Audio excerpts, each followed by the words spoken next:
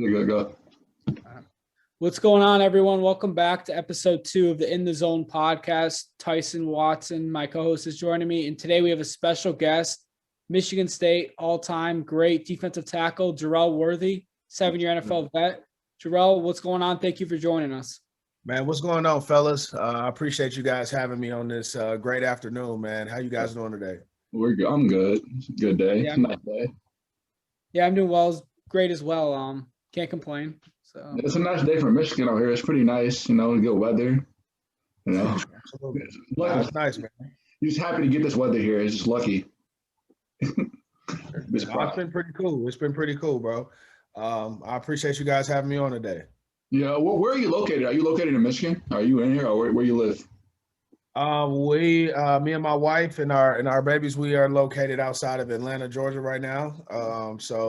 I coach. I'm a defensive coordinator down here, and at Loganville Christian Academy. So I'm trying to help some young men get to some schools and have opportunities to play at the next level, and also. I run a 7-on-7 team down here as well. So we're located down outside of Atlanta, and it's been pretty good. We've been down here about 4 years now. Right. So is that something you always wanted to do? Like growing up, you always wanted to be a coach and help other kids to get to where you got at Michigan State, the level you got? No, I mean, to be honest with you, not really, because, I always, I just love playing football. So right. I didn't necessarily know if I was going to have as much passion, like teaching it, as I was playing it. But when you have an opportunity to give some advice and shed some light to a younger player, and the things that you tell that player, it works and they find success, and they're able to pass that off to somebody else. That's what's kind of made it worth it for me. And guys gravitate towards a player that's been through the fire. So right. I think today I'm able to get my message over pretty clear. Having the experience. Right. Something that I wonder, when you said Georgia, and Tyson brought it up earlier, is have you even got to meet the new coaching staff with the COVID and all that? And if so, do they know you're in Atlanta? Because I know they're trying to establish that pipeline down there. I've had an opportunity to be introduced to several guys on the staff. But I know, a plethora of familiar faces as well, including Coach Highland Barnett, Coach Ron Burton. These are guys that I've seen and been around before. And so, for me, guys like Darian Harris, that's a part of the program as well. I've had opportunities to be around these guys before. So, there's some familiar faces in the building, and Coach Mel Tucker is pretty – he's pretty chilled as far as the way he introduced himself. So he already kind of makes you feel like you're a part of the group. For sure. Right. Yeah, if you want to go, Tyson, I was ready to start it off. All right, yeah. So I wanted to go back to your Michigan State career. I wanted to ask you what was the best part of playing for Coach D'Antonio? And were you shocked about his retirement or? No, I think, at the end of the day, man, we've had a lot of success at Michigan State. Coach D has had a lot of success. I think at the end of the day, he was able to kind of go out on his terms and at the right time. And, the transition was, it was in the right place. And so I think at the end of the day, the right people are in charge of Michigan State now. And I'm pretty excited for the future at hand. And, my days at Michigan State playing under Coach D'Antonio was excellent, man. We've had a lot of fun. It was a real family oriented team. So we had a lot of success, man. It was a real joy. That's great. And doing some research. So growing up in Dayton, Ohio, and I'm not sure if you were part of D'Antonio's first class or second. Was it the first or second that you were? It was the first class. Yeah, I was a part of the first class. Yes, sir. Okay, so being a part of first class. So yeah, that's what I thought, Tyson. So being a part of Mark D'Antonio's first class, what made you want to make the jump from Ohio to Michigan State or Michigan? Because if you see a lot of his early classes, like you mentioned, Darian coming from Maryland, a lot of the guys were out of state that made the biggest impact. So what did he pitch you to, I guess, get you to Michigan State? To be honest with you, there was a lot of guys that had went from my high school to play up at Ohio State, and they were playing under Coach D'Antonio when they were winning the national championship. And so like he was a defensive coordinator under Jim Tressel when they won and they beat Miami in the national championship. And so like, you know, being from Ohio, knowing a guy that's had success, going to his own team and knowing that he wants to bring guys within the state with him, he knows the type of football player that comes out of the state of Ohio. And we were able to have a lot of success, man. We've had a lot of friends come up there and play with me, and it was a tight knit group up there, so it was pretty fun. Yeah, for sure. And even like lately, you see I think that's kind of where Michigan State lacked off in the last few years is they weren't really recruiting Ohio as good as they were when you were there. Do you think that's not part of the reason where they, you know, the success got a little worse, or you haven't really paid much attention to that? I mean, obviously, you know, recruitment, man, it's 50 states, man. You know, at the end of the day, you got to try to, it's like fishing. You got to try to put your fishing pole in a different lake every now and then and try to see if you can get a big fish, man. I think at the end of the day, you know, Michigan State has done well as far as their recruiting. They tried to do some things that was a little bit further out from the closer states. And then, you know, you got to test the waters on that. And then obviously the thing was kind of up and down. But I really think more so it's just more so about the mindset of the player once they get to Michigan State, because it doesn't necessarily matter about you know, the caliber of stars that you have. Like if you're not dedicated to your work and committed to what you're trying to do, and your team is not trying to function together, then it's going to fall apart before it even begins. So we didn't have a bunch of stars, but we end up having, you know, a bunch of stars leave Michigan State. We didn't come in that way, but you know, we went out that way. So it's all about what you're trying to get out of it. For sure. Hard work. All right. So like I wanted to go back to your time in Michigan State and with Coach Burton. Right. You played under him, right? So I actually didn't play under Coach Burton. I actually played under Ted Gill. Oh, okay. But Coach Burton was like a protege under Ted Gill. So so at the end of the day, like when I first met Coach Burton, the messages sounded exactly like Coach Gill. The way that the way that he teaches the guys. I was able to hang around a few off seasons. He was able to. He gave me opportunities to you know, coach the younger players, and he was a really good mentor for me during my off seasons there at Michigan State. You know, I was able to learn a lot from Coach Burton. Right. Well, yeah, I was going to ask, like, what do you think that says about him that Coach Tucker kept him through the D'Antonio staff, even after D'Antonio was hired, that Coach Burton was able to retain him and keep him on the staff? I think it just says a lot about, you know, what he brings to the game, man. You know, Michigan State has been known to produce good defensive linemen. We've had guys that have gone to the NFL and been able to produce at the NFL and play at a high level. And I just think at the end of the day, it's all about how you're able to reach your players. Sometimes it's not always about X's and O's. It's about, you know, how you impact the man. And so I think, you know, Coach Burton brings a different aspect to the game that's a little bit outside of just typical being a defensive line coach. He's able to, you know, impact young men. And so that says a lot about, you know, his overall character. And I think it says a lot about his commitment to Michigan State. All right. So you declared for the 2011 NFL draft, and you decided not to return for your senior year, which I did not know after doing research. You went 51st overall, second round of the Green Bay. What was that whole experience like for, you know, basically every kid's dream as a kid? Yeah. It was a whirlwind though, because, you know, I think personally, you know, I had a strong tie to Michigan State, and I was like really on the fence about whether or not to go or leave. You know, we had just beat Georgia. Things were rolling for us. It was a very high time for us. But at the same time, like, you know, I kind of assessed the things for my family, the needs for my mother and father, as well as just my overall self. We had, you know, we accomplished a lot of things at Michigan State. A lot of my guys were on their way out the door as well. And so it was a pretty good exit for myself, and it was fun, man. It was fun while we had the opportunity to win. I was going to say to follow up on that too. It's funny because the next year, that's like, Michigan State really wasn't that good. They went, I think 6-6 or whatever. So yeah, it was a tough year because, you know, I think anytime you have a transition of quarterbacks, you know, that year we lost Kirk Cousins. We had BJ Cunningham.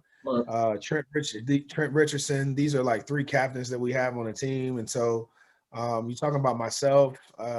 You know, it was a tough situation, man. Johnny Adams, I think it was a tough thing. Like it was a lot of guys on the way out the door. So I think for myself personally, even with the challenge, I would have loved to, you know, like play out that last year, man. I had fun, man. Like me, Will Golston, Marcus Rush up front. Like we had fun. Like it was a really tough, it was a really fun defensive line room. Yeah, Golson's still balling on the Tampa Bay Bucks. So yeah. That was cool, man. I got a chance. So Tampa was my last team in the NFL. So I had in 2019, I got a chance to play with Will out there. So it was pretty fun, man. Reuniting with them. Oh man, one more time. That was pretty cool. That's really cool. That's right. So like going back to like your high school days and like the recruiting process, do you were you rated high as a recruit coming out of high school? Or I don't know. I mean, I think I was like a 2-star, 3-star, bro. I think I was like 3-star, maybe like that. I don't know. Like, I mean, I won. I mean, I was all state in Ohio, so you know, I was MVP in my region. So you know, I think defensive player of the year. So I didn't. I mean, I think you know, within my area, I was balling. I guess as far as like nationwide, I don't think I was ranked high at that point. But like I said before, it's all about what you do, man. Right. So like how much do you feel that stars matter? A lot of people say stars don't matter. Some people think they do. How do you feel about like the ranking system and everything? What that comes with it? So. I mean, I think you know, for some players, man, that only have a limited amount of attributes, stars matter. You know, if you can't play football in any division, like I think at the end of the day, like if you got to be able to play, you got to be able to play good football. You got to be able to learn what the coach is telling you. You got to be coachable, and you got to be able to take your game to another level each and every practice. And if you can see a player that can constantly get better, and you see that their ceiling is you know, continually expanding, then at the end of the day, like you'll take a chance on that guy, and it doesn't necessarily matter about the rankings. You know, there's guys that can, you know, only run fast, and you know they need that ranking. They need to be, you know, highly ranked because they can't do anything else. They can't run, you know, all the numbers on the route tree. There's guys that are just tremendously strong, but they don't have good feet. They're not agile. They can't, you know what I'm saying? Those are the guys that with limited amount of skill, they need those high rankings. But if you're a good football player, man, they're gonna find you, man. I think at the end of the day, if you can play football, they'll look for you under a rock, man, if you can play. That's cool. Yeah, because I'm glad you asked that, Tyson, because I was looking that up earlier, like who recruited against Michigan State to get you, and I couldn't find it, but it said you were ranked like 1,500 nationally. I'm like, oh my God. But so back then, I'm not sure if they do it the same way. Did you guys go to like camps and stuff to get recruited like that? How they do now with the, is that? Yeah. I mean, I went to a few camps, and I think that's what kind of like got me on. So I went to like scout.com. I was one of the top 3 at that camp, Rivals top 3, I think. And then like I went to an Ohio State camp, and I was like the MVP of that camp. So I ended up like talking with like Tressel like one-on-one at the end of the camp. So it was like, you know, I had, you know, stuck my head out there a couple of times, you know, to see what it was like to go up against competition. But you know, that was probably it, man. I think about like 3 or 4 of them. That was maybe it. Otherwise, I mean, I just let my film do the talking. You know, when it came down to it, I was balling. So, I mean, they couldn't stop me. So, yeah, because it seems like nowadays it's more like they all care about the camps so much more than they do the film, at least from my perspective. I mean, you got I worry about the film. Right. I want to worry about the film. Yeah, because you know, at the end of the day, man, the film is all that matters. The ability to take you know, your God-given talents and move in a plethora of situations. That's where you got to be able to. You got to show your skill. Right. For sure. You also got like kids getting offered before they even play a varsity football game in camps. I always thought that was crazy. Like how you haven't played varsity yet and you got an offer. But like I'm happy for you, but at the same time, it's like, can we actually see you play like on a football field? So it's crazy. A lot of kids, man, they move around on hype nowadays. So they get humbled. They get humbled quick, man. If you're not a guy that's committed to the task, you're only living for the clout, man. You'll get humbled quick. So being, like you said, being a part of D'Antonio's first recruiting class, and obviously Tyson's a part of Mel Tucker's first class. Do you see any similarities like from when you were recruiting? I know Michigan State's more like, I guess, well known now because the playoffs and all that, but do you see any similarities with how you guys kind of had to build it up? And then when you left, it was, at the top with Tyson becoming a freshman, and then that's going to be the goal ultimately, or you look at it differently? I think for me personally, I think that's the similarities that I see between our recruiting class and their recruiting class is just the amount of size. Like I think the type of players that you want to come in, especially to the Big Ten Conference, you want guys that are be able to be physical. They can be able to be that they can be agile and can move. Man, that's what the Big Ten is known for. O linemen and D linemen, they are a dime a dozen in the country, but they seem to be every other player in the Big Ten. So you got to be able to move, when you're out there. So at the end of the day, I think those are the similarities that I see, even at the skill position. We had, Brendan Prowick was one of the guys that started out in my recruiting class. Ultimately, he finished at Troy University, but, he went on to the NFL and was a Pro Bowler at multiple years at the safety position. And so, like, he was a guy that's like a Kenyon Coleman coming in, like a big physical guy that can play multiple positions. And, he was like a 6'4" safety for it. It was really unheard of. Right. Yeah. So, what did I want to get to? So getting back to like, recruiting, so Yeah, you good. Yeah, I'm good. All right. All right. So, like, did you get to take a visit to Michigan? Like, did you get to take a lot of visits before you committed to Michigan State, or how did that process work? And like, when did you know, like back then, that you wanted to attend Michigan State? And how many offers did you have to go to different schools? What was your thought process behind it? Yeah, so I had about 15. I think the toss-up was between like West Virginia, Nebraska, and Michigan State. I have no idea. I think Nebraska was just a really nice campus, nice university. They were just nice. I don't know. They had been one of the first teams to have recruit me early on. Like I didn't even know like nothing about like Ndamukong Suh going there or nothing like that. So like I was sitting there, and they were just a nice university. West Virginia was just it was a crazy experience going down there and playing. Watching those guys play, the fans, the just the excitement of being down there was crazy. And it was at Michigan State because Coach D'Antonio, Coach Barnett.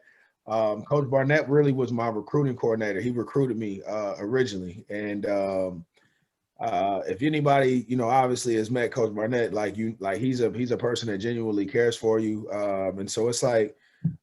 He just changed the game for me. Being from Cincinnati, going to Michigan State, I went to Michigan State too. So it really kind of impacted, how I looked at Michigan State, seeing that Coach Barnett had already done it prior to. Right. That's interesting. I was just going to say that's interesting. Barnett was one of your main recruiters, being that I'm pretty sure he was DB's coach back then, but I mean, how many guys he's put in the NFL is remarkable with Trey Waynes, Darqueze Dennard. Right. Even if you want to go yourself, like he's put a lot of guys in the league, and I feel like he's one of the most slept on, coaches in college football. Would you agree with that statement? Absolutely. He's a head coach in the making. I think at the end of the day, he knows the process. He knows what it's supposed to look like. He knows the type of players that's supposed to run it.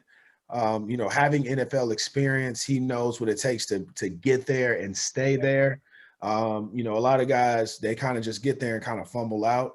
But Michigan State has had a lot of success, man, with guys that once you get to the NFL, they kind of, at least they last over the limit. And I think at the end of the day, that says a lot about, the product that we put on the field. And, really it's just a testament to, Coach Barnett and how well he's like mentally impacted a lot of us. So I think he's a great coach, to be honest.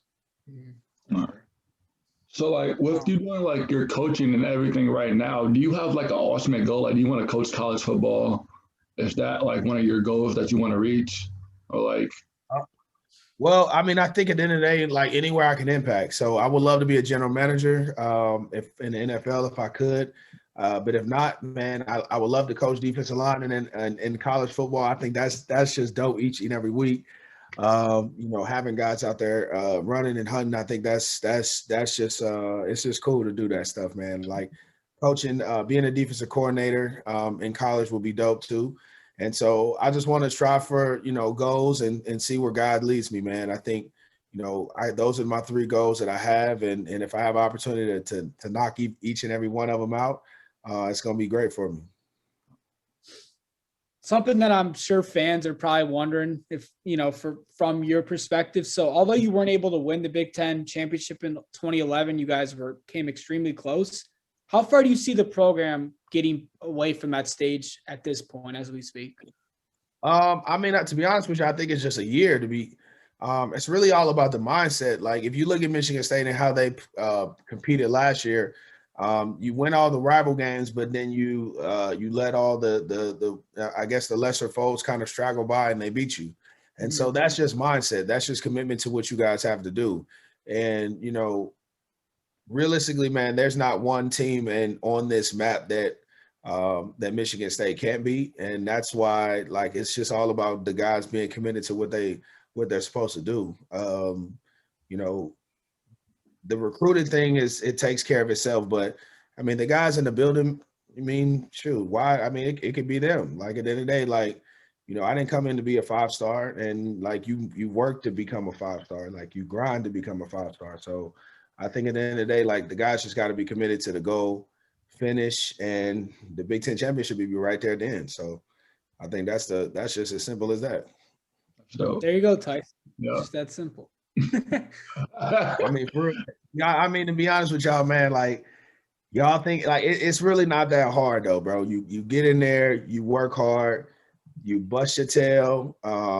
Like even if you know what I'm saying, you might have some things going on outside the building, but like nothing comes before like, this work. Like, you know what I'm saying? You feel so much better when you get the work done. And then all of a sudden, then you can go do what you want to do. Right. But y'all got to be committed. You just got to be committed to each other because that's the only way you're going to win. Like if y'all about yourselves and you got to, you know what I'm saying? Like you got to stunt with your other man and you don't run the stunt and you trying to get the sack too. Like it wasn't set up that way. Sometimes, you know what I mean? You got to be the guy that sacrifice for the win. But like guys got to make sure that they're just on their stuff, man, because the Big Ten championship is out there for us to have if they want it. But you know what I'm saying, we're gonna see who the real dogs are. That's what we're gonna see. We're gonna see. Do you think like a lot of like not a lot, but like from the years past and you look at teams like Michigan, do you think that's what's kind of held them back is just mentally and not having the best mindset out there, I guess, where, you've seen teams at not Michigan State, but they've had the talent to do it, but they just never could do it. Like, do you distribute that more to coaching or like what you kind of just talked about with just, I don't know. I think I just contribute that. I more so contribute that to culture. Yeah. To be honest with you, like over the last, 2-3 decades, or past 2 decades at least, they've kind of been, brought up and nurtured up to be this outstanding university, and they're just not that. So yeah, at the end of the day, I didn't lose to them because I don't see that. Like at the end of the day, that's why I feel I just never saw it. You know what I'm saying, 4 times in a row, you don't see it. So at the end of the day, that's just what it is. So I've never once respected it. I didn't respect Ohio State. We popped them too. At the end of the day, it's just a different color, different decal. Yeah. Today you got to get between these lines with it. And that's just what it comes down to. So for sure. All right. Well, you got anything else, Spencer? No, you answered everything.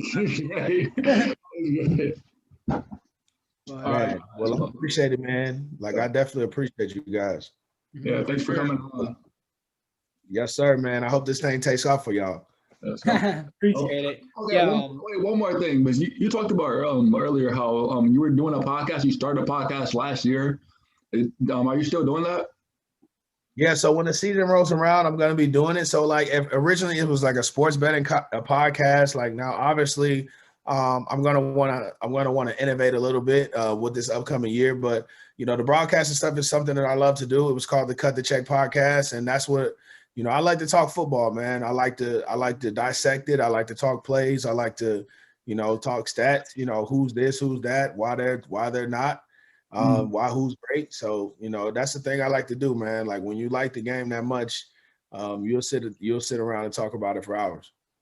Actually, I do have one last question. That's probably a cool one. So I'm not sure how much you keep in touch with like Darian and those guys, but as you mentioned, he's on the staff.